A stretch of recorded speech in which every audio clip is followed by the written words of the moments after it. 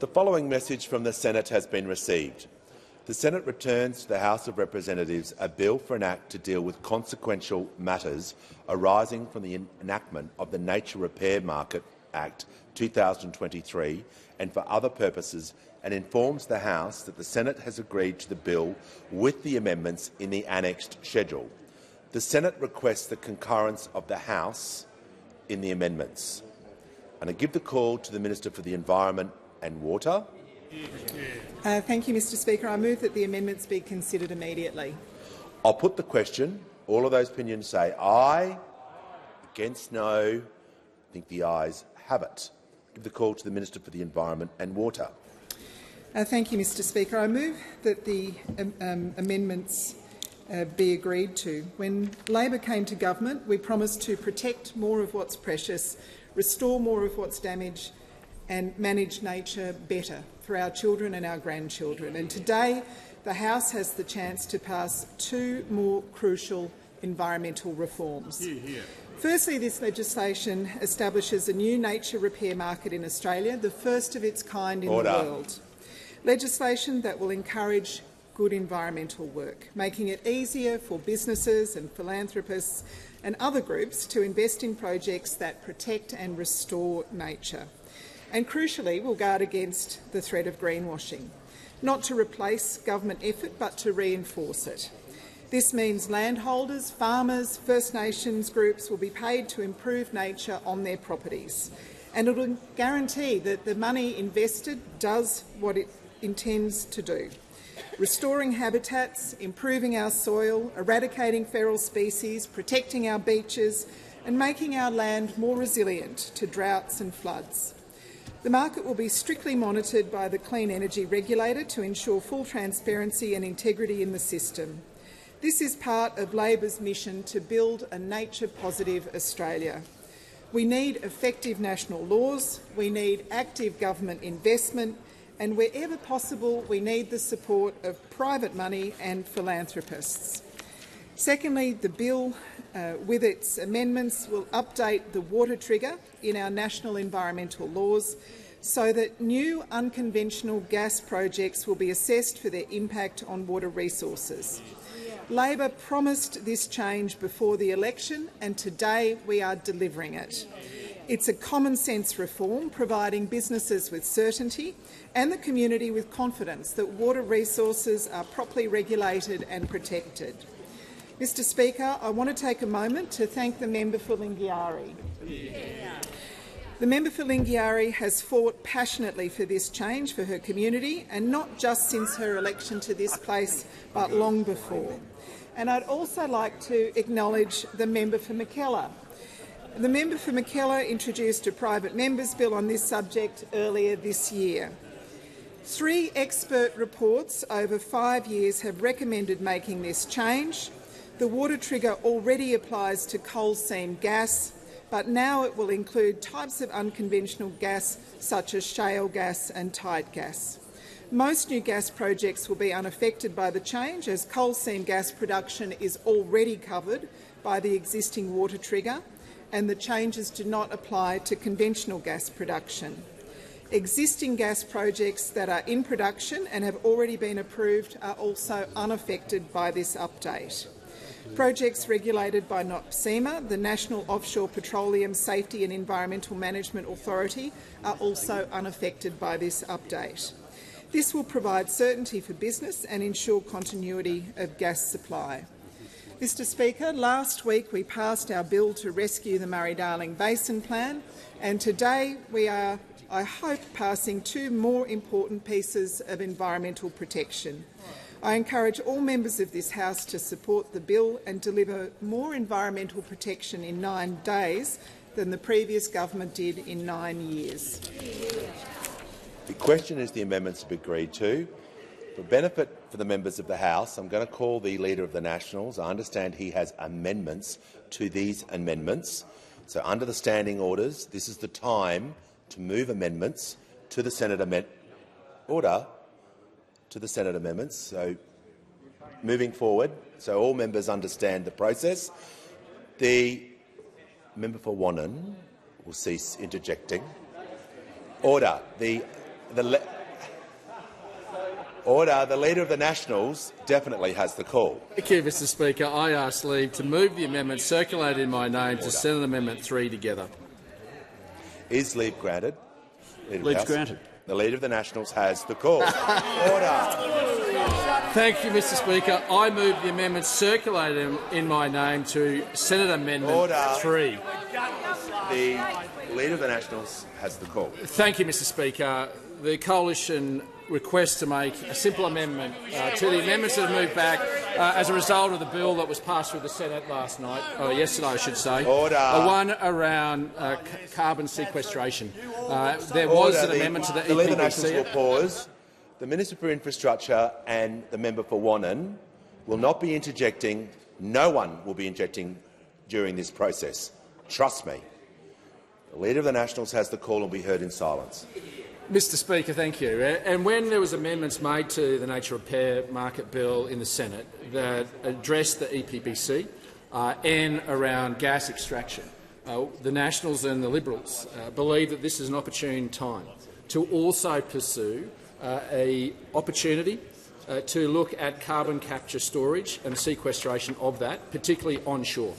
At the moment, there is a development in my own electorate where a carbon capture storage project will collect carbon from a coal-fired power station, but it will inject it into the precipice. That goes through the Great Artesian Basin, the biggest potable water source for this country, that services stock and domestic right across the Great Artesian Basin. And we obviously do support carbon capture storage, but it has to be in the appropriate place. And the technology is emerging, and we support that technology. But it has to be done at an appropriate pace where we have confidence in the approval process. At the moment, the Queensland Government will be the ones that will have that determination.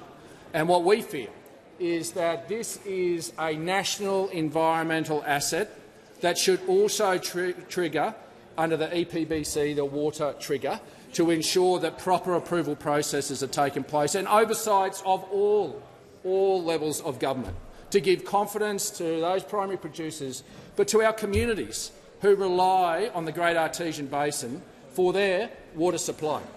This is a common-sense solution to what is an emerging problem in understanding the science, understanding the technology that we do believe we should invest in. We don't walk away from the fact that carbon capture storage will play a very important part in reducing our emissions, and we should continue to make those investments, as the Biden administration has, with over $1.2 billion worth of investment in reducing their emissions.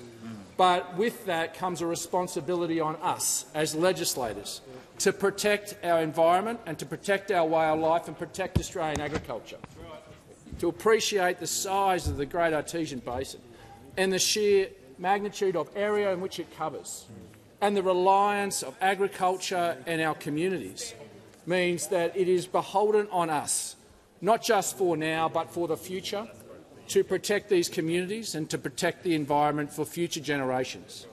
And as this technology and science evolves, then the opportunity for these companies to make these investments will continue to provide themselves there. But until that's proven, on technology that is new to the world, particularly in this form, in this model that is being proposed in south-west Queensland, then we pose too many risks. We should, as legislators, pose the precautionary principle to make sure that we make a sensible decision here in this parliament to protect our environment, protect these communities, and making sure that we work with the science and the technology in a methodical pace that gives everyone confidence. And this is the opportunity that this parliament today can give that confidence and give greater investment confidence to carbon capture storage into the future, but do that in harmony with Australian agriculture, with our environment and particularly our communities. So we believe that this is a sensible amendment that posed itself as an opportunity when there was an amendment in the Senate to the EPBC Act, and we believe that if we act responsibly and understanding the impact on the Great Artesian Basin and making sure that this legislation would give that protection of another another lens of oversight, then that would give the confidence to our regional communities, not just in my electorate, but much across the Great Artesian Basin that could be impacted by this. We think this is a sensible amendment that gives everyone confidence to move forward, that gives approval process certainty and gives the community certainty. I ask the House to accept this amendment as a common sense approach to protect our environment and protect the nature. The question is, the amendments moved by the member for Maranoa to the Senate amendments be agreed to, and I give the call to the Minister for the Environment and Water. Thank you so much, Mr Speaker. I want to thank the Leader of the Nationals for moving this amendment, and I really appreciate his concerns about the Great Artesian Basin. He is absolutely right in saying that this is a vital water resource for Australia and that it must be protected. So I thank him for the intent of the amendment that he has moved. Given that the government has only just received notice of the amendment, we're not in a position to support it today. But I would say that we are very keen to work with the Leader of the Nationals on the intent of his amendment, and certainly as we advance our reforms to the Environment Protection and Biodiversity Conservation Act next year, I would be very pleased to work with him on making sure that we can give these assurances for the Great Artesian Basin and more generally for the impact that carbon capture and storage would have on water resources. The intent behind expanding the water trigger, as we have done, is to ensure that new unconventional gas projects will be assessed on their impact on water resources. That has been a long-standing commitment of our government, and it's a very common-sense reform. It makes sure that coal seam gas was covered by the water trigger. Other types of unconventional gas were not really contemplated when the original water trigger was written. We're expanding the water trigger to cover those other types of unconventional gas. This has been recommended in a number of inquiries: the Northern Territory Government's Pepper scientific inquiry, the 2018 Senate inquiry into water use by the extractive industries, and the Senate inquiry into oil and gas exploration and production in the Beetaloo Basin. All of these recommend that the Environment Protection and Biodiversity Conservation Act water trigger be expanded to unconventional gas. So, as I say to the member for Maranoa, while we're not in a position to support this amendment today, I would be very happy to work with him next year as we further develop our EPBC reforms.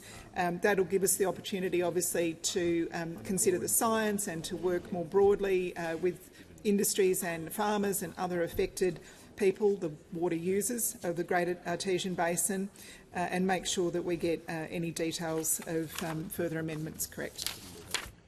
The question is, the amendments moved by the member for Maranoa be agreed to, and I give the call to the member for Flynn.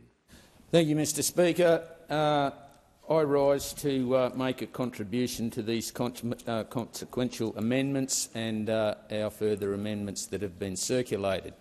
What we're proposing to do here is include carbon sequestration in the unconventional gas development explanation, also to add carbon dioxide into water aquifers to give some protection around Australia's greatest underground water assets. This includes the Great Artesian Basin.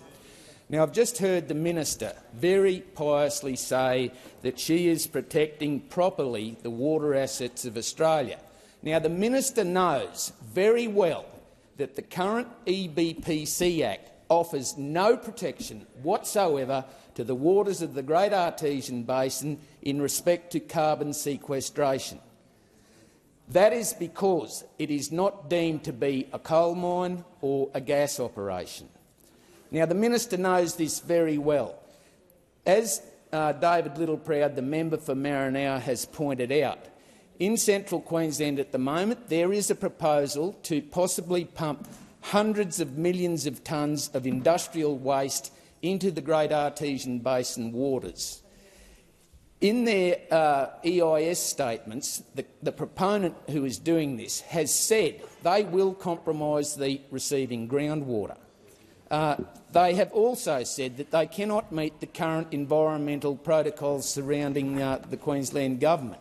So they need those environmental authorities change to be able to proceed.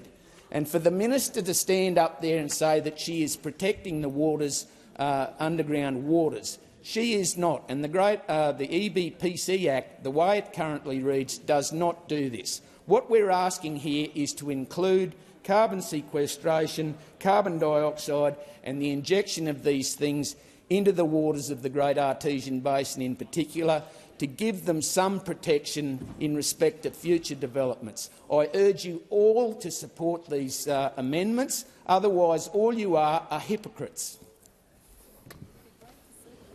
The question is, the amendments moved by the member for Maranoa be agreed to, and I give the call to the honourable member for Ryan. Thank you, Speaker. It's been a big week at the end of a big parliamentary year. Some lows, some highs.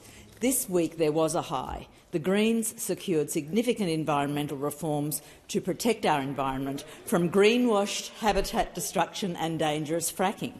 After months of pressure, the government has finally agreed to scrap their controversial offsets from the Nature Repair Bill and to establish new environmental protections from climate wrecking, environment wrecking and community wrecking gas fracking projects. This agreement, secured by the Greens, is a major blow to climate bomb projects in places like Beetaloo Basin and the Kimberley. It's a win for the climate, a win for the environment and a win for First Nations communities. Prior to this, and unbelievably, the minister was not required to assess fracking projects for their impact on the environment.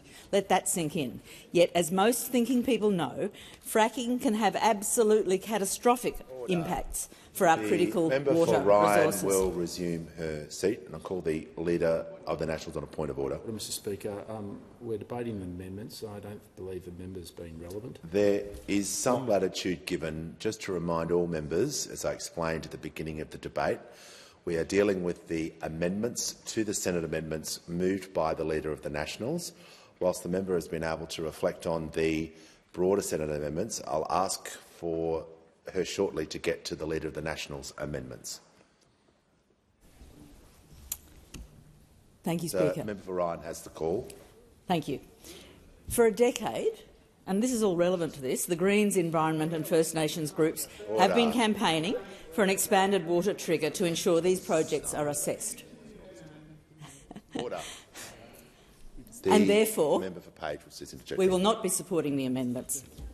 The passage of this legislation will close the loophole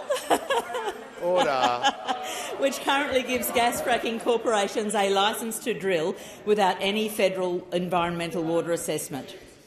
This is going to throw sand in the gears of climate bomb projects like the Beetaloo Basin and throw a lifeline to water sources you're concerned about, like the mighty Roper River in Northern Territory. The original inclusion of offsets in a scheme to ostensibly repair nature was a huge red flag. Allowing corporations to pay to destroy nature is obviously not nature positive. With offsets... The member for Page. The member for Ryan will pause, just so that every member is clear. This is not a debate about the bill. We are dealing with the Senate amendments and the individual amendments by the Leader of the Nationals. So, to be clear, you can talk about the Senate amendments or preferably the Leader of the Nationals question, not the general bill. So the member for Ryan, can you just reflect on that? We're explaining why the original amendments should stay in their original form and not be amended by... Member for Ryan can continue. Thank you very much. With offsets in the bill, this would have been a scheme to effectively greenwash to facilitate nature destruction. Now, as a result of strong opposition from the Greens and stakeholders, Labor has agreed to completely scrap biodiversity offsets from the bill. The original Nature Repair Market Bill, and I note that it's still called that on the screen, will now be renamed the Nature Repair Bill, as it will provide a voluntary system, as the minister mentioned, for private investment and philanthropy to protect and restore biodiversity on private land without offsets. Our water, our environment, our climate are all one precious interlinked ecosystem. scrapping those dodgy offsets that would facilitate the actual destruction of nature and ensuring damaging projects undergo proper environmental assessment are both critical to meaningfully restoring biodiversity and protecting our climate and our communities. Thankfully, Labor has finally heeded Greens' calls, and this recrafted bill will effectuate the delivery of these significant environmental reforms. Make no mistake, the Environment Minister has the power to stop gas mines and fracking, and we will be watching closely and doing everything that we can to ensure Labor actually uses these powers to stop the climate-destroying catastrophic Beetaloo and Burrup Hub projects. Our future depends on it. Thank you, Speaker. The question is the amendments moved by the member for Maranoa be agreed to. I give the call to the honourable member for Warringah. Thank you, Mr Speaker. And I rise to speak on the amendments, the original amendments before the House being the amendments from the Senate, introducing essentially expanding the water trigger to this legislation, and the further amendment by the member for Maranoa, essentially seeking to now, at this last minute, introduce an inclusion of carbon capture and sequestration and its impact and a consideration of its impact on water. And whilst in principle I think that is absolutely necessary, I am concerned at this very last-minute attempt at putting this in without any explanation or discussion, which seems to be a very last-minute discovery by the member for Maranoa for the procedure in this place or the ability to move amendments to improve legislation.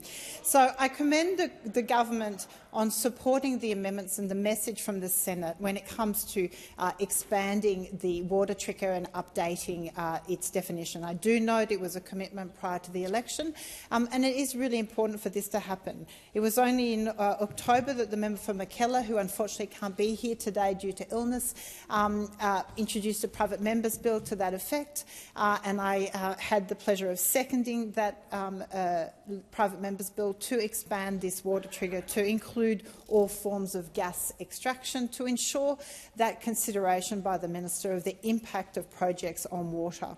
We know for traditional owners, water is an incredibly important part of culture. And we also know through our warming planet and climate that our water resources are going to become more and more under pressure. We know there are expected reductions in water tables, in amounts of water, rainfall per year.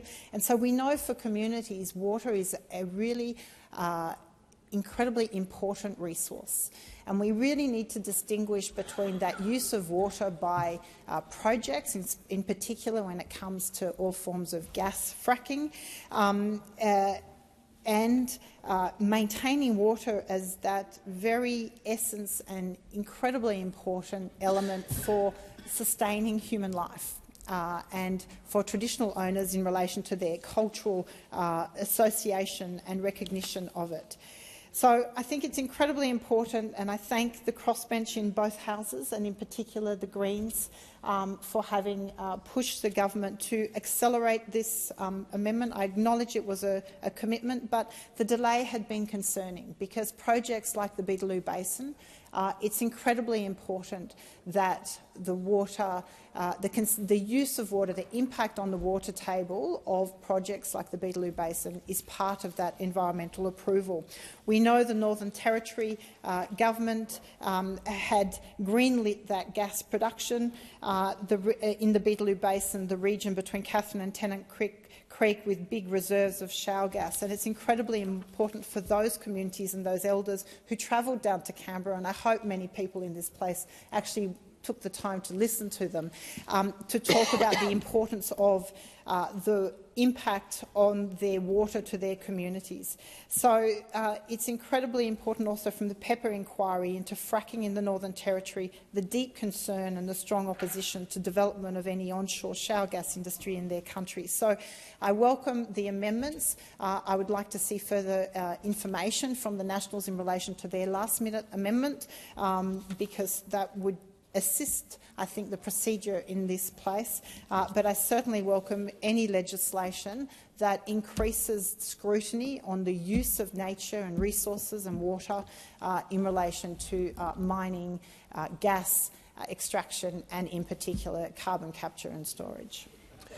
The question is the amendments moved by the honourable member for Maranoa be agreed to, and I give the call to the honourable member for Kooyong.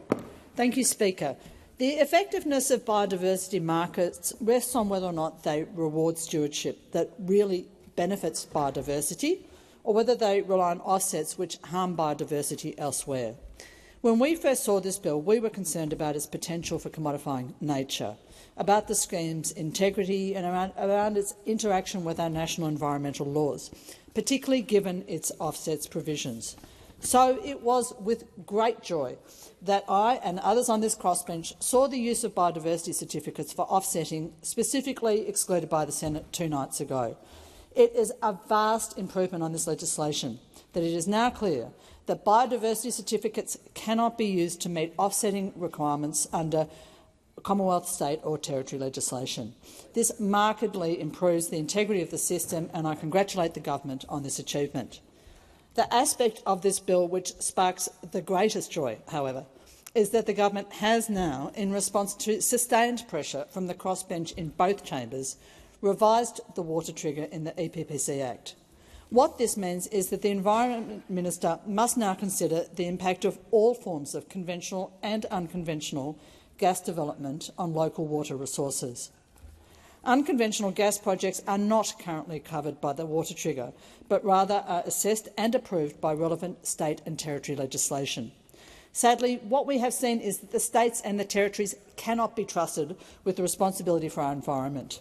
In recent months, we've seen the Northern Territory government falsely claim implementation of all recommendations of the Pepper inquiry. It's given the green light to fracking of the Beetaloo Basin, a process which could well compromise the safety of 90% of the water relied upon by Territorians. It could well cause irreversible damage to a natural environment, an area the size of Victoria. Concerns were recently raised by climate scientists from the Territory who found methane bubbling in hot springs in the Territory, suggesting that exploratory fracking was already impacting the integrity of its aquifers, springs and rivers, including the iconic and beautiful Mataranka Hot Springs and Roper River. Last week, I met with representatives of First Nations communities potentially affected by this process in the Territory, and I heard their distress about the potential contamination of their country. Expansion of the water trigger was a pre-election commitment of this government, and I congratulate the Environment Minister and the member for Lingiari and the member for Mackellar for delivering on that commitment. Speaker, it is time for Australia to lead its way out of the climate crisis, and so I and many of the people on this crossbench will be glad to see this bill passed today with the improvements generated with our input, and I commend it to the House. The question is the amendments moved by the honourable member for Maranoa will be agreed to, and give the call to the member for Lingiari. Thank you, Speaker. And it gives me great pleasure to stand here, and I absolutely applaud the Minister for the Environment. This has been a major win for the Australian Labor Party, and I think whilst we hear the Greens and others take credit for the water trigger, a water trigger for non-conventional gas can only be delivered by a Labor government, and I thank the Minister for the Environment and the Cabinet. I think, you know, I was just going back to my maiden speech, and I talked about how mining is a big contributor in the Northern Territory. The large mines in the Serengeti. So anyone who knows the landscape of the Northern Territory, it's not about saying that we don't need mining, but it is saying we need strong environmental laws, and that is what is important here. And I know, talking firsthand to Aboriginal people, to communities in the Northern Territory, because it's not just Aboriginal people, there are pastoralists. There are people living on small outstations. Everyone, as a collective, needed to be spoken to in relation to the non-conventional gas or fracking that was being proposed in the Northern Territory. Aboriginal people. There was a number of concerns coming from a lot of the Aboriginal groups, but there was one thing that was uniting all of the Aboriginal groups, and that was about water. And the minister has listened, the government has certainly listened. I too have spoken to many of the groups in my electorate, and they have said very clearly that they want the deliverance of a water trigger. This has been a Labor government that has delivered on this, not the Greens, not the crossbench. We've needed that support, and I thank the Greens for their support. I also thank the member for Mackellar, because I know that there was conversations, and I did have some conversations with the member for Mackellar when the various groups came down to talk to members of the crossbench and also our government about issues, particularly in relation to water. And some of those members, it would pay to not just stand in this place, but also to come out and have a look at what needs to be done in these communities, because one thing we can't do is lock up our communities. And this is, if anyone has read the Pepper Review in the Northern Territory, it isn't about locking up the territory. There were two critical recommendations that were in the purview of the Commonwealth Government. The former government ignored those two recommendations. The former Chief Minister of the Northern Territory put a moratorium on that report until such time we could work through and understand fully what the Pepper Review had entailed. It is pleasing to be part of a government who has been strong enough, courageous enough to put and take the water trigger and put it in the Nature Repair Bill. I want to thank the Minister's staff who have worked very closely with me and with my office to have a look at how we can proceed with this, because this is important for the Northern Territory. This is important for water resources into the future. But it's not about locking the Northern Territory up from,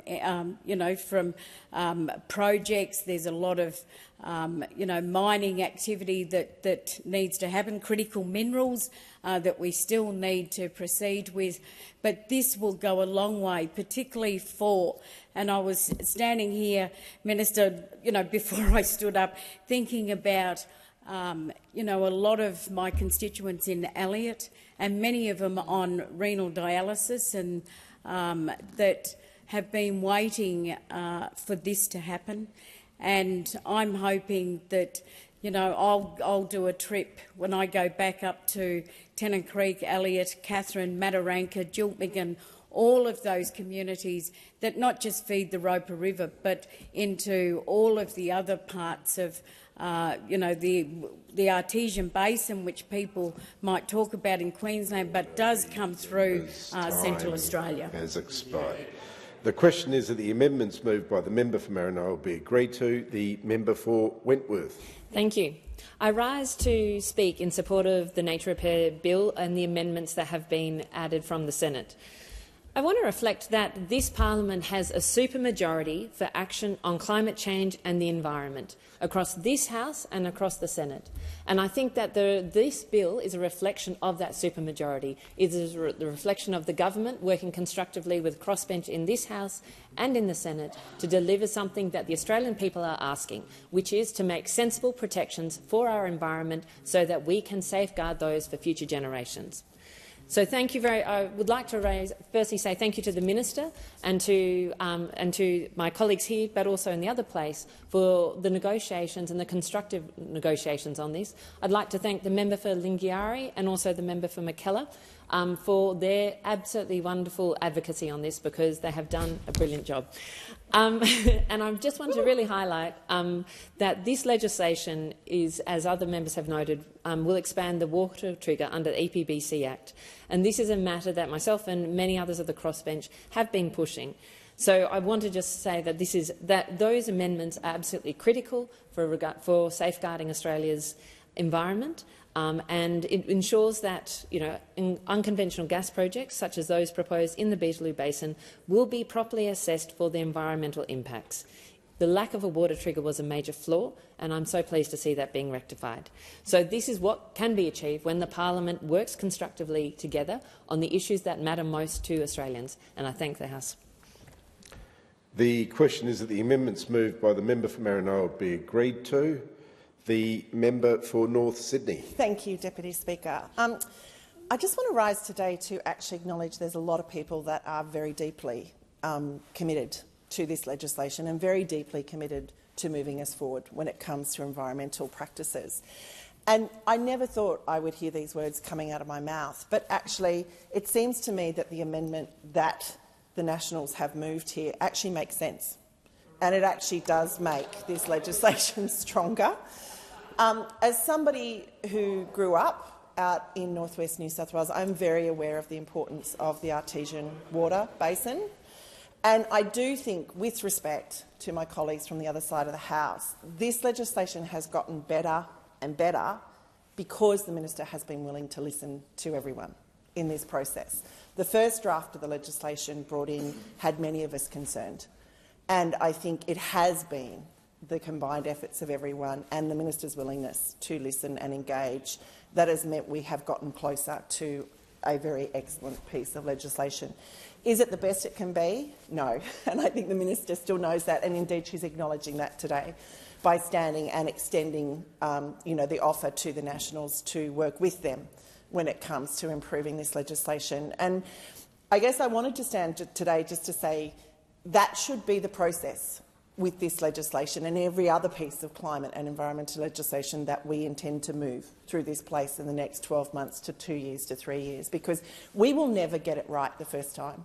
And if we adopt the attitude that we are getting it right the first time, we will be failing our communities. So I commend the Nationals for identifying this as an opportunity to improve this legislation. I do support its movement in the House and encourage the minister and her team to continue to explore adopting it, because ultimately we must be united. We must move beyond bipartisan politics and party politicking if we are going to create sustainable change in our environmental laws. So thank you. The question is that the amendments moved by the member for Maranoa be agreed to. The member for New England. Well, thank you very much, Mr Deputy Speaker. And having been someone who lived in Charleville, St George, Moree, this is incredibly important that people clearly understand.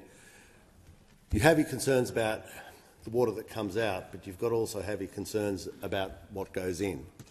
And as an unknown quantity of what this can do into the world's largest potable water resource, without the Great Artesian Basin, you basically have economic devastation of everywhere that relies on that water source.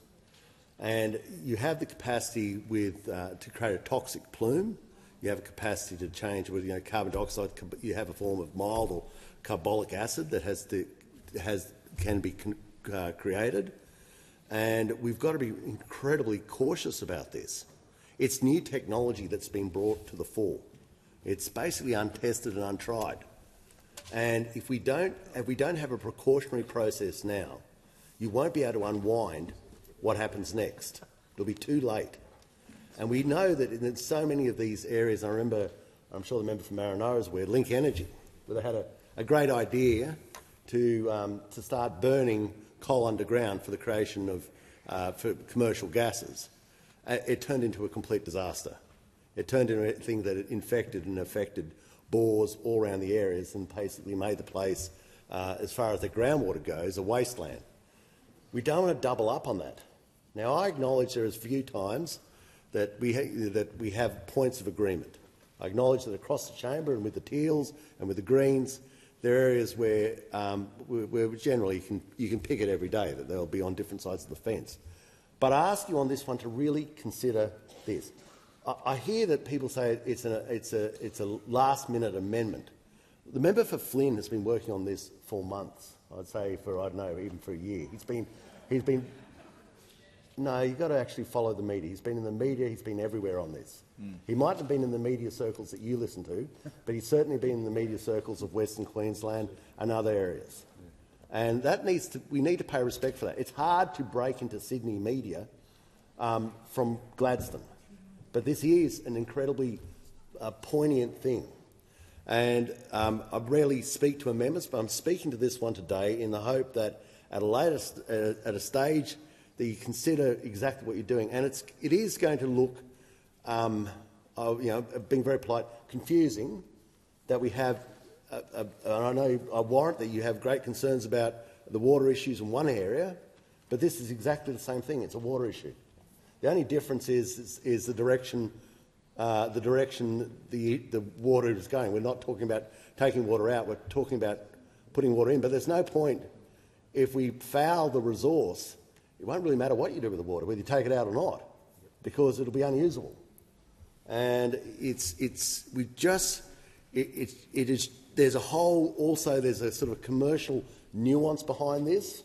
If you actually look to what Glencore can make out of this, they can make basically billions of dollars out of something that could be to the detriment and could cause the destruction of a large section of the Murray-Darling Basin. They get paid basically a credit for what they're going to be putting into the Great Artesian Basin. And I think that's a really neat trick by some big corporate minds and big corporate accountants to come up with this. But they've come up with this at the behest of a return and to the bereft of the people of Western Queensland, Western New South Wales, right down into sections of South Australia, Northern Territory. And, just really think about this. Really think about it, because you're about to go on the record, and you don't want to be on the wrong side of history. The question is that the amendments moved by the member for Maranoa be agreed to. The member for Melbourne. Mr Deputy Speaker, give me a break. Give me a break. The member for New England in the previous government presided over some of the most destructive water policies that this country has seen for decades. We have seen under the previous government, we have seen the Murray-Darling being starved of water, and we saw the previous government put its hands in taxpayers' pockets to fund fracking, to fund the expansion of the gas industry with all the threat that poses to farmers and the water table. And they had a whole decade to bring in this reform that they've decided at the last minute is suddenly so critical they couldn't show it to anyone for us to have a chance to have a look at it, to work out whether it does the thing that they're saying, so critical that they couldn't even be bothered circulating a paper copy of it in the chamber, the usual practice so that people can look at it, so critical to them that they couldn't even be bothered coming to anyone else before this vote and saying, would you mind supporting this one because it's a good idea? So critical that when the debate was happening in the Senate, they didn't even bother moving it there, where it might have had a chance of getting passed. So give me a break. When the member for New England stands up here and in honeyed tones tries to convince the parliament and the nation that he somehow cares about the water table after a decade of being the most destructive water minister at times that this country has ever seen, well, pardon me, I don't accept that for 1 minute. There might be some merits. There might be some merit in an amendment that the Leader of the Nationals wants to approve. But when the member from New England gets up and says in hand-wringing, unctuous tones, this is the best thing that ever happened, but I never bothered to bring it to Parliament over the last decade, no one believes it for a moment. The previous government, the coalition, had a decade to act to protect farmers. And what did they do? They backed the frackers every time. Every time we tried to say, give farmers the right to lock the gate, give farmers the right to protect the water table against the destructive influence of the gas industry, the National Party, a wholly owned subsidiary of gas and coal corporations in this country, picked coal over crops. They always pick gas over farmers every time. And now, as they see themselves dwindling further into irrelevance, they come in here with a last-minute stunt and expect people to take them seriously. Give me an absolute break. And even the member for New England can't hide a smile because he knows it's a con that he's trying on here, because he had years to do something about it and presided over destruction of this country's water table. So we will look carefully and seriously at any amendment that actually protects water in this country, because that's what we have tried to do. And we have fought the Nationals when they have backed the gas industry against farmers every single time. And if they have a good suggestion, of course we're prepared to look at it. But give people time to have a look at it and come here and at least keep a straight face while you're trying to do it, and not try and hide the smirks that they have on them at the moment after a decade of delivering for the gas industry and driving farmers into the ground. Don't come in here with a last-minute stunt and pretend you care. The question is that the amendments moved by the member for Maranoa be agreed to. The member for Riverina. Deputy Speaker, this amendment, put forward by the Leader of the Nationals, the member for Maranoa, merely aligns the approvals required for industry activities for both gas extraction and carbon sequestration to the same standards, ensuring that where there is potential of a significant impact on water resources, the injection and permanent storage of carbon dioxide underground will meet the same scientific standards through the approval process as part of the Environmental Protection and Biodiversity Conservation Act. That's what we're talking about here. We just heard a rant from the member for Melbourne. He calls to give him a break. Well, I tell you what, Australian farmers won't just give him a break. They'll give him the food on his table 3 times a day, every day. And he should thank farmers. He shouldn't come into this place, as he and his coterie so often do, and malign our farmers. Malign our farmers, who are the best in the world. The best in the world. And our farmers, who, if they were left at the behest of the Greens, would not even be in existence. Would not even be in existence. And we hear so often from the Greens about the Beetaloo Basin, about our farmers, about the Murray-Darling Basin. I challenge the member for Melbourne, the Greens leader, and his cohorts to actually leave their capital cities, leave the confines of their ivory towers and come into regional Australia and see some real work being done, to see the farmers who, with the sweat of their brows, who with the work of their hands, getting their dirt under their fingernails to produce the food on limited water. Order. The member for Melbourne. The member for Melbourne should just be quiet. He just might learn something. I think that's my job to tell him that, not yours. Something about our farmers. Something about our farmers. And he talks about the Murray-Darling Basin. I appreciate this is about the amendments brought to the chamber by the member for Maranoa. But our farmers aren't just the ones who are going to be affected by the changes that Senator Sarah Hanson-Young and the Water Minister, who I quite like, brought to this place. I do, and she knows it. I do, and she knows it. And it's mutual. I know it's mutual.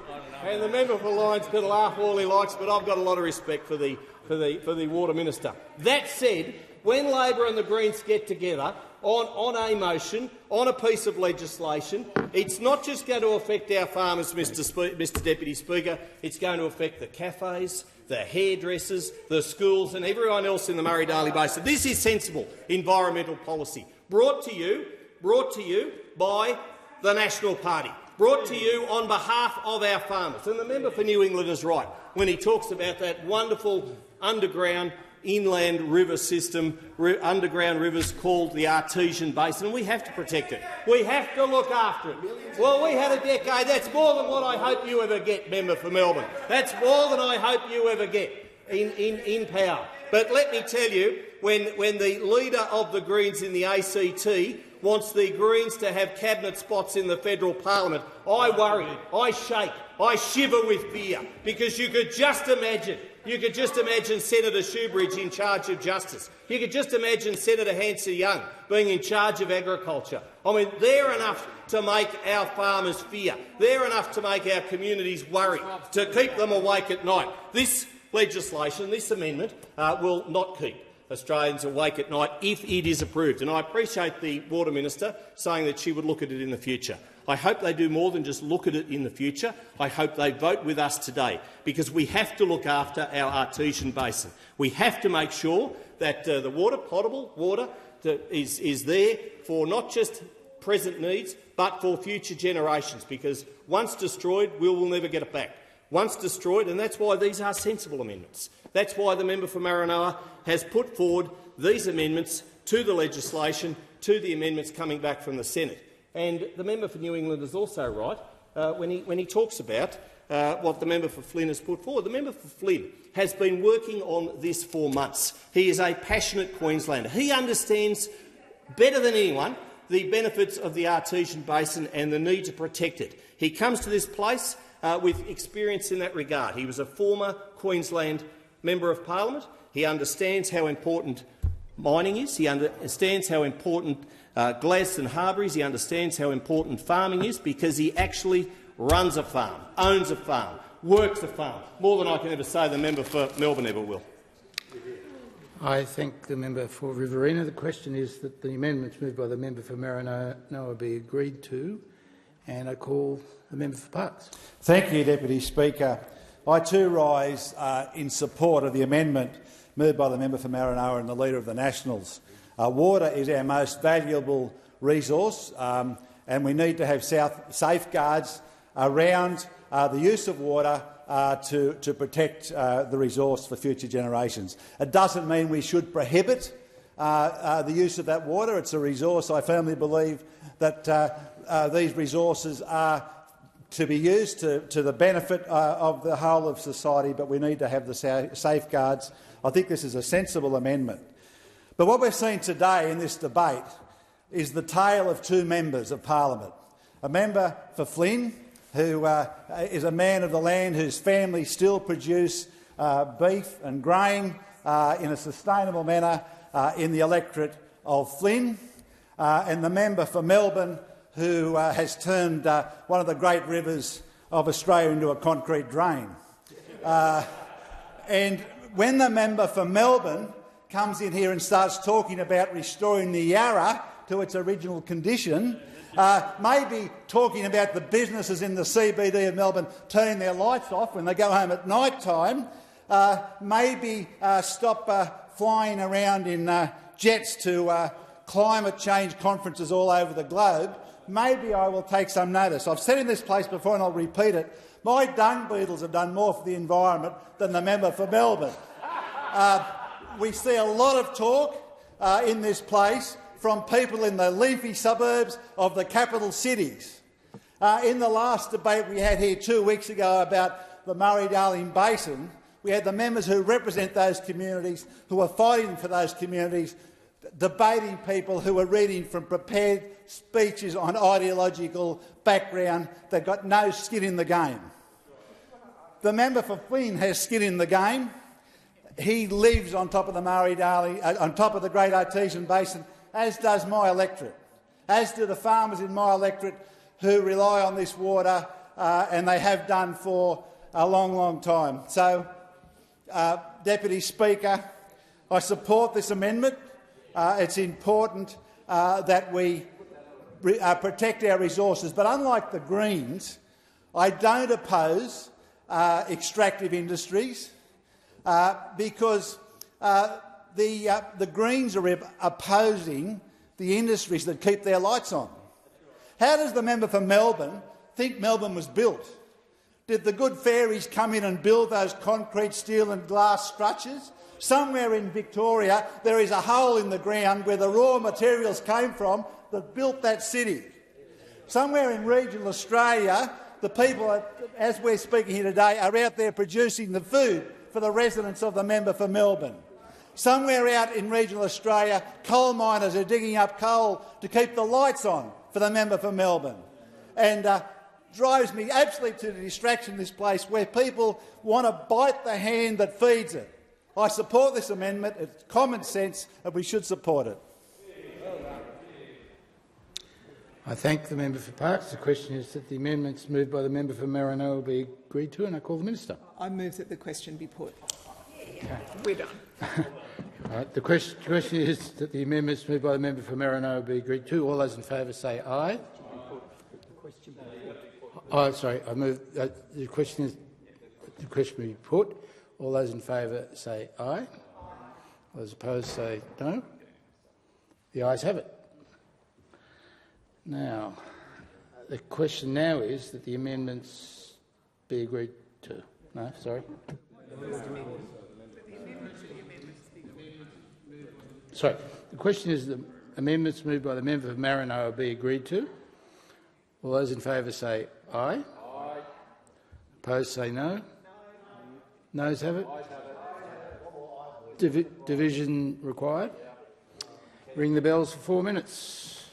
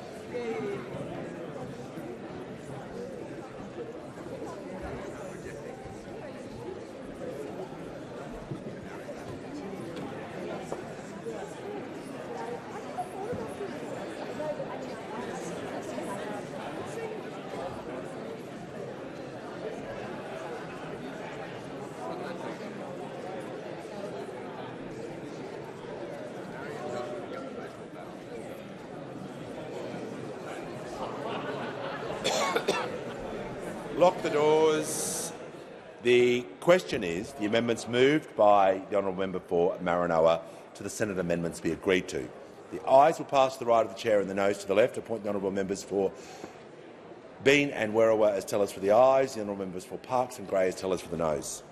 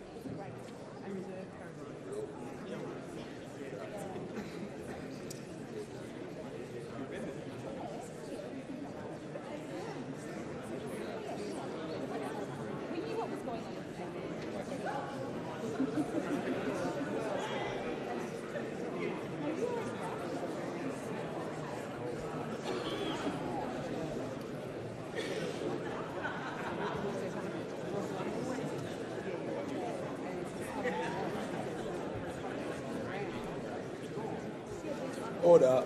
The result of the division is ayes 59, noes 73. The matter is resolved in the negative. The question now is that the amendments be agreed to. I'll put the question. Those opinions say aye. Against no. I think the ayes have it. Noes have it. Division required. Ring the bells for 1 minute.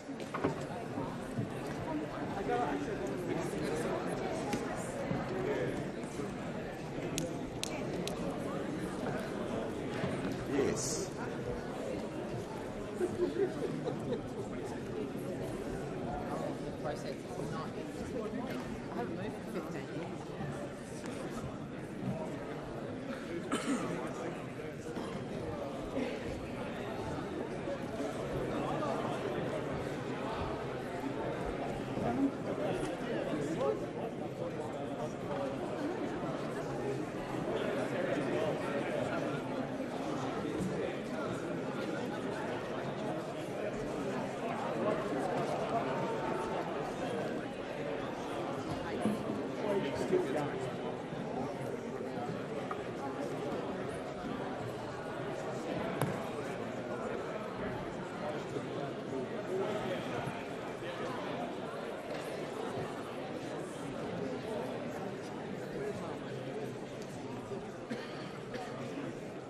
Lock the doors. The question before the House is the Senate amendments be agreed to. The ayes will pass to the right of the chair and the noes to the left. I point the honourable members for Werriwa and Bean as tellers for the ayes, and the honourable members for Parkes and Gray as tellers for the noes.